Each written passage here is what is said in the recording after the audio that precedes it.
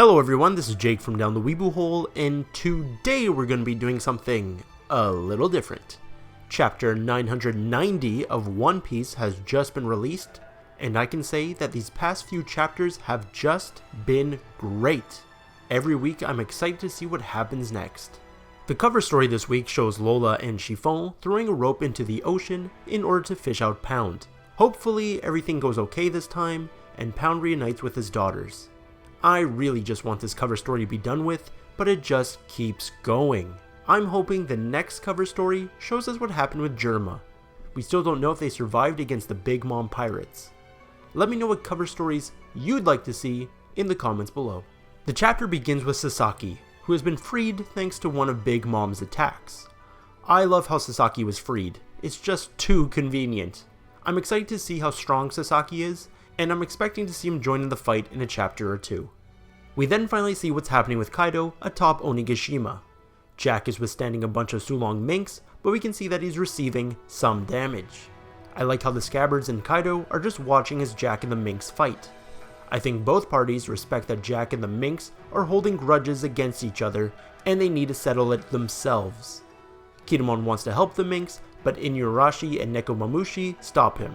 They seem to have finally transformed into their Sulong forms, but we only see their silhouettes. I can't wait to see what they look like, and I'm hoping it's next chapter. Next we witness King and Queen call the Flying Six for backup.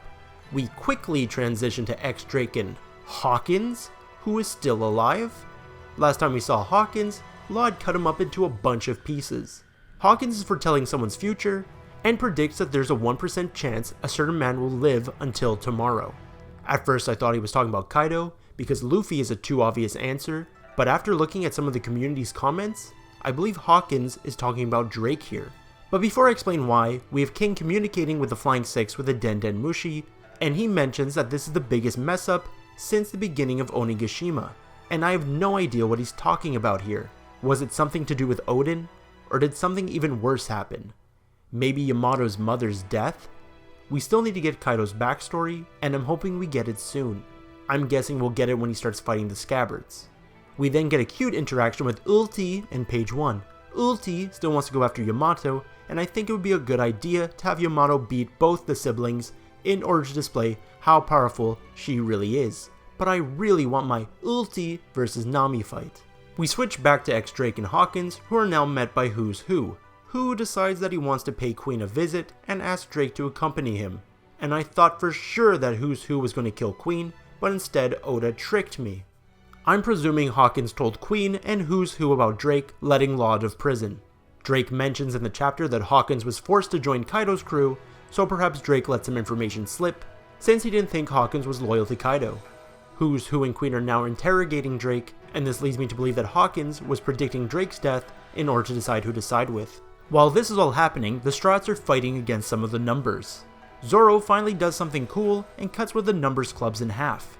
I love how Luffy brings up how it took all of them to take down Oars, who is similar to the numbers, but we can evidently see that everyone is so much stronger now, and most of them can handle a number on their own. Luffy finally activates Gear 4th, and is about to take down a number when Drake escapes from Who's Who and Queen. Luffy and Drake both take down a number with an attack, and Drake asks Luffy if he can fight alongside him. This chapter was great. There were several little plot twists in this chapter that just kept me so engaged. I'm really loving the raid on Onigishima. It really made all those establishing chapters worth it. Drake has always been one of my favorite supernovas, so I'm happy he's finally getting some time in the spotlight. We still haven't seen Carrot, Law, or Marco in a while, and I hope we get to see what they're all up to soon. But what did you think? Let me know in the comments below. As always, thanks for watching, and subscribe if you haven't already. Follow us on Instagram and Twitter, and join the Discord if you want to talk about One Piece. Take care, everyone.